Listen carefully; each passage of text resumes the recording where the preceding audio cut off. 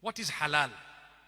People say these people chant their magical slogans on the meat, so when we eat it, we want to be Muslims. That is the most foolish statement I've ever heard.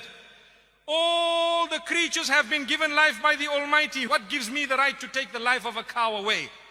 I don't have the right. So the Almighty says, well, under certain conditions, you may be granted permission to take that life away in a specific way. So I am not allowed to destroy the creatures of the Almighty for no purpose. I cannot even destroy the ecosystem without purpose. If I want to cut trees down, I need to ask myself, why am I doing it? If there's no purpose for it, leave the tree. It has life of a different nature. You're a Muslim. You need to be at peace with everything else. But yes, if there is a need for firewood or there is a need to clear the path, I may say, in the name of the Almighty, the giver of the life, and I begin to cut that tree. So what about insects? Before you spray your mosquito repellent, that little sound that irritates you, before you spray your doom, you say, in the name of the Almighty, Bismillah, you spray your doom. What happened? They were doomed. But that was for a purpose. You don't just go and destroy.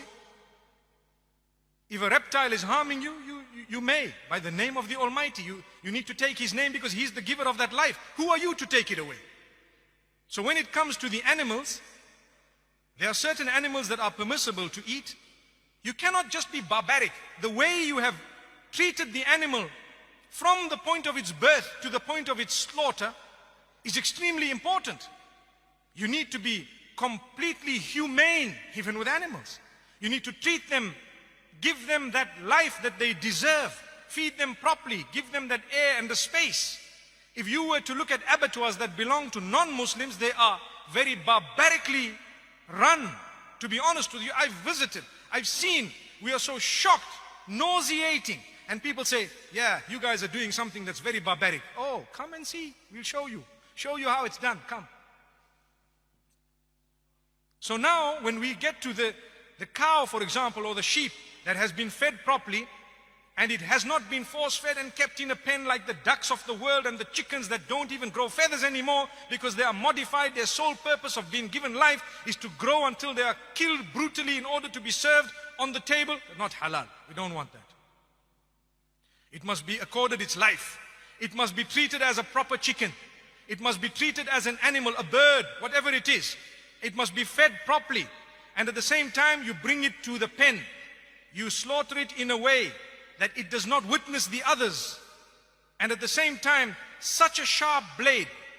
And why is it that the throat is used? Because of the central nervous system. Powerful statement. Sometimes people hack these animals to death. People say, you need to stun these animals. Did you know that there is research that proves that stunning an animal actually creates greater pain than if you don't stun the animal? People say, how? Go and check. You're confusing the animal totally. You're killing it unconscious. What are you talking about? Amazing. If you were to get cut with a blade as you're shaving, you won't even know that you're cut until water goes on it. Why? The razor was very sharp, very sharp. So we are to use a sharp blade, quick slice.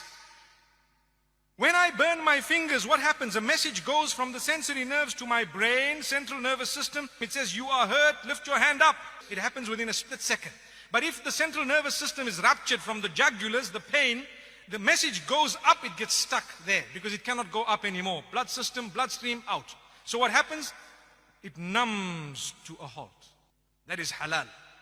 If you were to slice it, the message will not go from the bottom to the top, nor from the top to the bottom, because the jugulars are gone.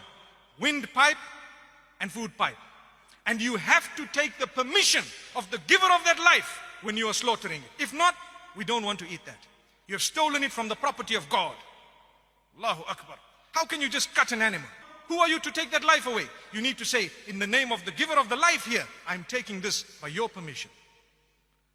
Such a humane way, beautiful. That is termed halal. You are taking the life away. And this is the original system of the Jews and the Christians. It is the original system that was taught by all the messengers. Islam adopts it quite strictly, and so does Judaism. And I'd like to think Judaism adopts it even more strictly. Go and study, you will find it. Same system. So why do people pick on halal? It in fact is the most humane way. In fact, it is the way of being protected from horse meat. Allah protect us, yes. And the supervisors will ensure that things are happening. They will tell you, we guarantee you that this thing was done properly. And guess what? It's not a horse, my brother. It is a privilege and honor to eat something that was slaughtered by the name of the giver of the life. To say, only for eating purposes, consumption, we took into consideration every rule that you have put. And we have actually fulfilled everything. So we hope we will now get the blessing of the food that we put into our mouth. If not, I'd rather eat the vegetables. May Allah protect us. Really.